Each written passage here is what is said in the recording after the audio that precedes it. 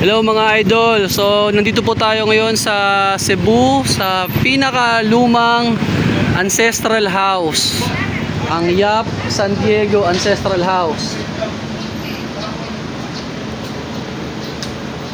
Sabi po ng facilitator kanina, almost 90% pa ng mga structure ng bahay ay original pa. At yung mga kamag-anak po natutulog pa raw dito kapag Sabado-Linggo. So ganito po ang itsura niya sa labas. Kikita nyo. Pasok po tayo sa loob. Meron pong Santo Niño dyan. Merong mga leon. Ayan po, meron pong nag-registration. Opo, galing po ako sa labas. Yung palaking santo. Mga picture, ano po dyan. Portrait. Ayan po. Ay, salamat po ah. Para nakaganan ka lang. So dito po kanina, nung pinasok kami ay nag-briefing po dito kanina sa part na po ng bahay.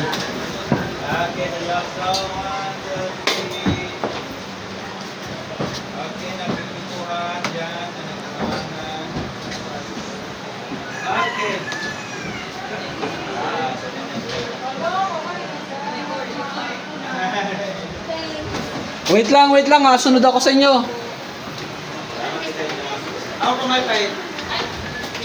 Po, table. Andiyan na, sandali. Tapos meron po dito kanina. Ito, oh!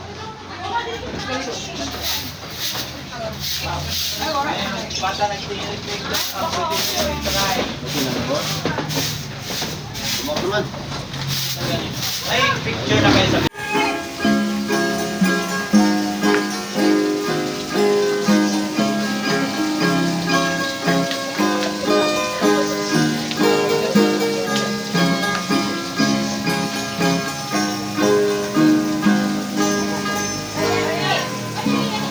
Wow!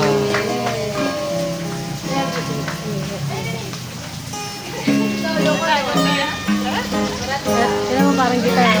Ano tawag dyan? Ano tawag dyan? Harp, tao yata, hindi ko man. Ano yung ginaganya nyo?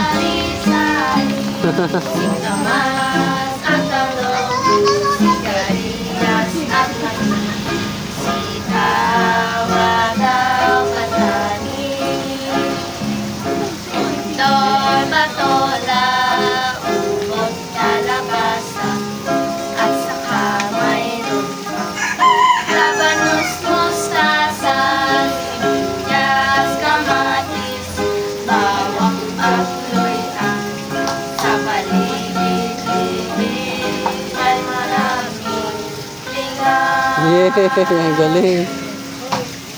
Salamat po. Ang galing. Ang galing nila kumanta. Wishing well. Ang taas ng ancestral house. Videohan lang natin ng mabilis. House.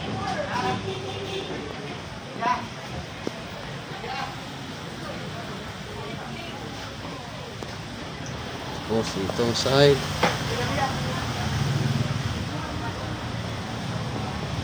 Ito yung pagkakagawa ng bahay, oh. Ito ng mga kahoy na yun, oh. Oo, andyan na ako.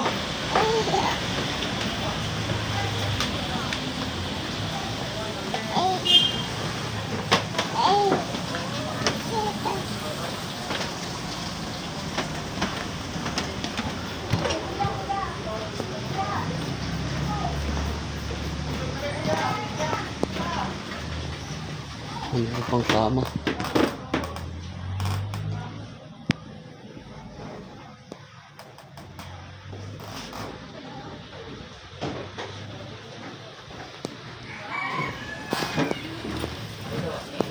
Let's go down.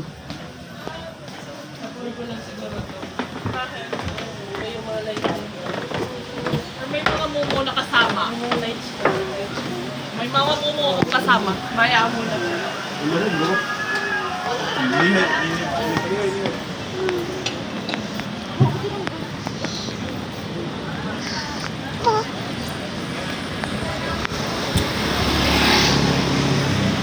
Kasi ito po, merong Pamilya, parang monumento dito.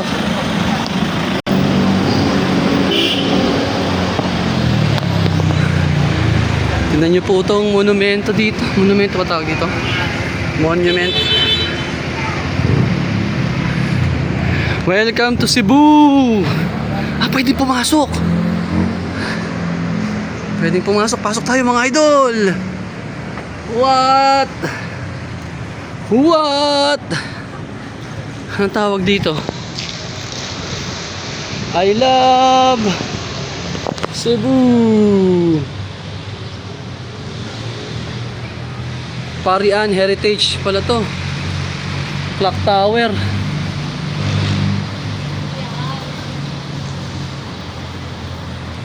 Wow.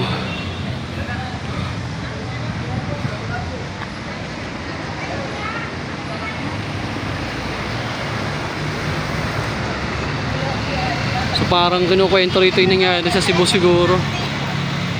May dala silang mga Santo Niño. Tapos andito yung mga pare. Tapos sila Lapu-Lapu ata ito. iPad?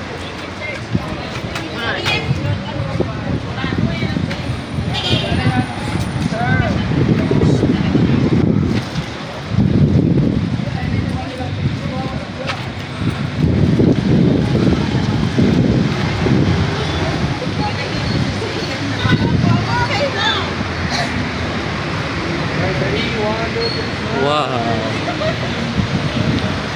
Ito.